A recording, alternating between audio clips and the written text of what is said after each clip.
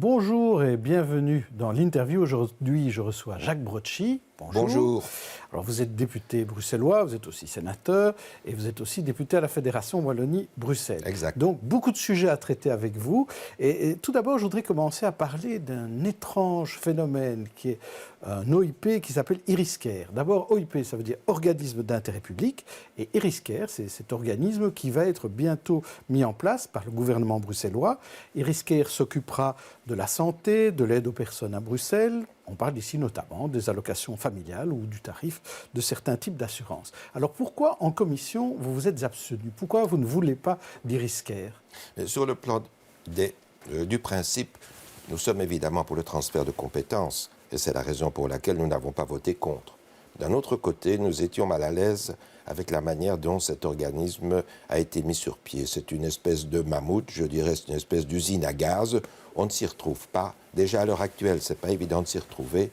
Et je pense que les personnes concernées vont avoir beaucoup de difficultés. C'était l'occasion de rationaliser, c'était l'occasion de rendre le système beaucoup plus simple. Et je dirais, les décideurs politiques en place au niveau du gouvernement bruxellois ont rendu le système beaucoup plus compliqué. Par exemple, je ne comprends pas pourquoi on accepte de s'occuper et de mettre dans le projet Iriscare la reconnaissance, l'agrément des maisons de repos, et pourquoi on n'accepte pas de mettre dans Iriscare l'agrément des maisons pour la santé mentale. Alors, on le laisse à la COCOM, on le laisse à la COCOF, ça devrait être à Iriscare. Donc, au lieu d'avoir une centralisation, une rationalisation, une transparence, on complique les choses. Et c'est pour cela que nous étions mal à l'aise. Alors, Mais pourquoi? Mais quelle est la raison, au bout du compte, pour créer ce genre d'organisme? Alors peut-être que l'administration pourrait très bien faire le boulot. Je suis bien d'accord avec vous, surtout si on lui donne les moyens de la simplifier. Or ici, on a compliqué. Et c'est la raison pour laquelle l'EMR s'est abstenu, alors qu'il est évident que dans le cadre du transfert de compétences, nous étions pour le transfert de compétences d'un certain nombre de responsabilités de la santé à la région bruxelloise. Mais la manière dont ça a été géré par le gouvernement bruxellois était mal gérée et c'est pourquoi nous nous sommes abstenus. Nous ne pouvions pas cautionner cela. Mais vous savez que l'essentiel des gens, si on leur demande ce qu'est la COCOM, la COCOF, Oui. et maintenant le futur Iriscare, ça ne dit rien à personne. Tout est tellement compliqué. Oui. Est-ce qu'il y a moyen de vraiment simplifier? Oublions maintenant Iriscare. Est-ce qu'il y a moyen de tout mettre au sein d'une administration bruxelloise au lieu de créer des nouveaux OIP? Mais je suis entièrement d'accord. Je suis entièrement d'accord. C'est déjà compliqué à l'heure actuelle entre les responsabilités du fédéral, les responsabilités communautaires, les responsabilités régionales. Et si en plus au sein de la région, on découpe encore et qu'on distribue les responsabilités, ça ne va pas. Et je voudrais également ajouter, ce qui ne va pas, c'est que le gouvernement bruxellois n'a pas écouté les associations professionnelles. Depuis 2015, il ne les a pas rencontrées. Alors, prendre des décisions sans tenir compte des gens qui sont sur le terrain, ça ne nous convient pas. Il y a une problématique avec les handicapés aussi. Tout à fait, exactement. Les handicapés sont laissés à la COCOM et à la COCOF et ne rentrent pas dans Iriscare. Je ne vois pas pourquoi, que du contraire.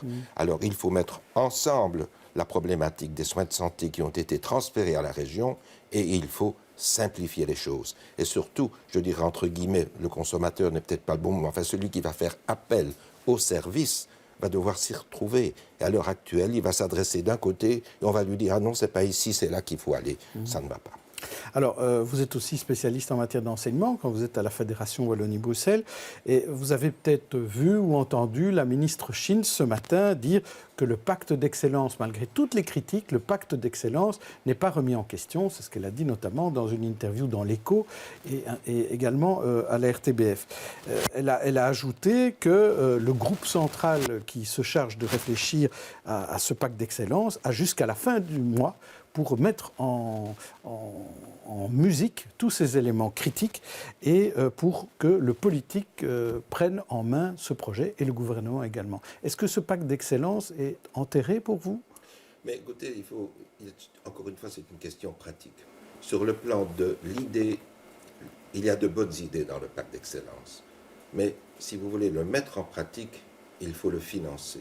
Et pour le financer, on parle en centaines de millions.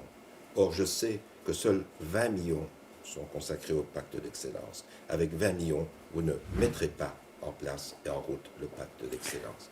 Donc, Oui. encore une fois, c'est facile de dire oui, je le fais, mais si on ne donne pas les moyens sur le plan pratique, et d'ailleurs je pense savoir également qu'un certain nombre de syndicats du côté des enseignants sont contre, pour toute une série de raisons qu'ils ont expliquées, que j'étais pas en Belgique hier, donc je n'ai pas pu suivre le dossier à chaud, mais je sais que sur le plan du financement, il y a un gros problème. Il y a un gros problème, il faut financer ce pacte d'excellence si on veut le mettre en place et le mettre en place de manière correcte. Alors, autre dossier chaud, c'est la saga des examens d'entrée en médecine. Alors là, on vous change de micro, mais tout va bien se passer. Il y aura un examen d'entrée en septembre et il n'y en aura pas en juin. C'est un peu bizarre, ce nouveau système de concours d'entrée en médecine. Je suis heureux de vous entendre dire que c'est bizarre, parce que nous n'arrêtons pas, nous, OMR, de dire que ça ne va pas. On ne peut pas ne pas donner aux jeunes la double chance de la première session et de la deuxième session, comme ça se fait partout. Donc l'examen d'entrée aura lieu le 8 septembre, parce que la date a été annoncée par le ministre Marcourt cette semaine en commission d'enseignement supérieur.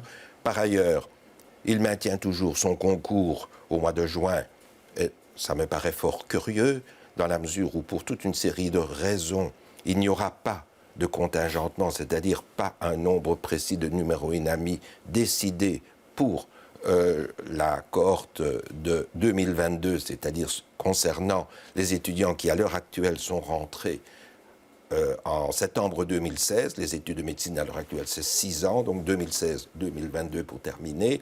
Alors, vous mettez un concours, sur quelle base allez-vous déterminer le nombre de jeunes qui vont être acceptés ou refusés, alors que vous ne savez pas quel est le nombre de ceux qui pourront être autorisés à pratiquer? Ça ne va pas. Donc je pense que s'il veut être cohérent, le ministre Marcourt doit supprimer son concours du mois de juin, d'autant plus que l'an dernier, son concours a été mis à mal par le Conseil d'État. Il a été obligé d'accepter tous les étudiants qui avaient réussi, c'est-à-dire qui avaient obtenu les 45 crédits, même s'ils n'avaient pas réussi le concours, et ça nous a donné un surplus de 273 étudiants supplémentaires par rapport au calcul de la commission de planification.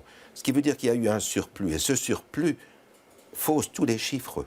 La commission de planification avait prévu d'augmenter le nombre de médecins parce qu'il y a une certaine pénurie et il faut la gérer, il faut la compenser.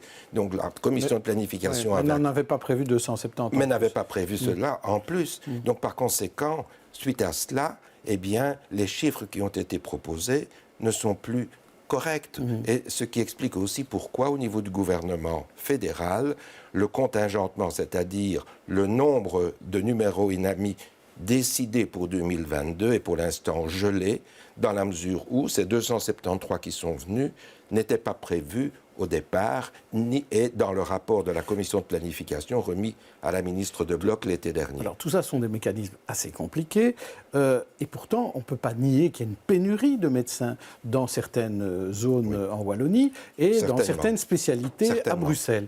Alors comment est-ce qu'on peut résoudre ce problème de pénurie tout en restant dans les limites à la fois chez Marcourt et chez Maggie de Bloch? Mais je vous dirais, cette pénurie, elle va être résolue naturellement sans qu'on ne fasse rien.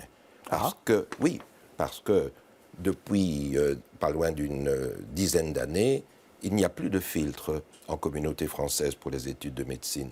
Alors que moi, personnellement, en 2010, j'ai demandé l'instauration d'un examen d'entrée accompagné d'une année de mise à niveau pour ceux qui n'auraient pas eu la formation nécessaire dans le secondaire. J'ai répété cela en 2014, ça a été refusé les 2 fois, et maintenant on y arrive tout doucement.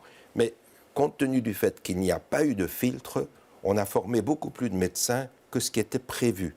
Et en particulier avec la double cohorte de 2018. C'est quoi la double cohorte? C'est la dernière cuvée, si je puis dire, d'étudiants qui auront fait des études de médecine en 7 ans et la première cuvée d'étudiants qui auront fait des études en 6 ans. Ce qui veut dire qu'en 2018, il y aura double année diplômée.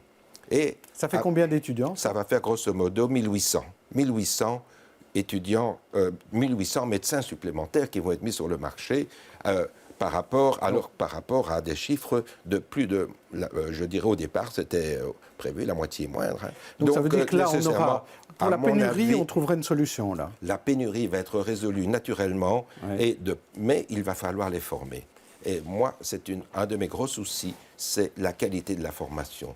Nous avons du côté francophone, Bruxelles et Wallonie inclus, la possibilité dans nos hôpitaux académiques et nos hôpitaux de stage, nous avons la capacité de former 500 à 600 médecins en tout. Et également en tenant compte aussi des médecins généralistes qui ont rang de maître de stage et qui doivent aussi former les futurs généralistes. Je rappelle qu'un médecin qui sort avec son diplôme, s'il veut être médecin généraliste, il doit faire 3 années de stage chez un généraliste maître de stage. Donc, nous n'en avons pas assez. Alors, je m'inquiète beaucoup. Comment allons-nous former en particulier cette double cohorte où ils vont sortir à peu près à 1800 alors qu'on a une capacité de former de 5 à 600 ? On va devoir trouver des solutions. Elles ne sont pas encore sur la table. Je suis certain qu'on en trouvera. Mais je ne sais pas encore, je ne peux pas vous dire lesquels. Alors, dernier sujet, hier soir, vous êtes revenu faisiez partie de la suite du voyage du Premier ministre Charles Michel en Israël et en Palestine. Et on va peut-être entendre ce qu'il déclarait au début, c'était lundi. Charles Michel donnait son avis sur la collaboration et la coopération entre Israël et la Belgique. On a de bonnes relations sur le plan bilatéral, sur le plan du développement économique, commercial, la volonté d'investir par exemple pour l'agenda digital.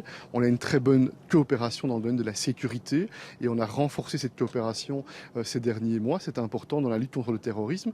Mais c'est vrai que sur le plan politique, nous avons une divergence de vues. Nous ne pensons pas que les opérations de colonisation favorisent le processus de paix. Nous ne pensons pas que ces opérations sont compatibles avec le droit international. Alors donc, vous êtes arrivé au moment où il y avait justement vote au Parlement israélien de cette loi qui permet d'étendre encore les colonies israéliennes sur les territoires palestiniens. Alors, vous êtes arrivé au mauvais moment ? Non, je crois qu'on est arrivé au contraire au bon moment. C'est-à-dire, ça nous a permis de rencontrer des députés qui, durant la nuit, avaient voté. Et il y en a qui nous ont expliqué qu'ils ont voté contre parce qu'ils étaient contre. Il y en a qui ont voté pour parce qu'ils étaient pour. Mais alors surtout, il y en a qui ont voté pour cette loi tout à fait controversée, que je condamne tout comme Charles Michel. Ils ont voté pour alors qu'ils étaient contre. Pourquoi ? Parce que c'est un petit peu le résultat d'une démocratie poussée à l'extrême en Israël, où la composition du gouvernement est faite de tellement de partis que vous avez besoin de tous. Et pour peu qu'il y ait un petit groupe de députés qui ne suit pas l'ensemble je dirais, du gouvernement, de la majorité, eh bien, le gouvernement tombe. Mais ce que je voudrais ajouter, qui est un point important, à savoir que le conseiller juridique du gouvernement, qui a rang de procureur général en Israël, il est contre cette loi. Et il va devoir aller, théoriquement, la défendre devant la Cour suprême. Il a annoncé qu'il ne la défendra pas. On sait déjà à l'avance que la Cour suprême d'Israël va abolir cette loi et qu'elle ne sera pas d'exécution. Donc je crois que c'était un bon moment que nous soyons là pour comprendre un peu tous ces mécanismes difficiles. Merci Jacques Brocchi. Demain, Stéphanie Meyer recevra Marie Arena. Bonne journée d'ici là et bonne soirée.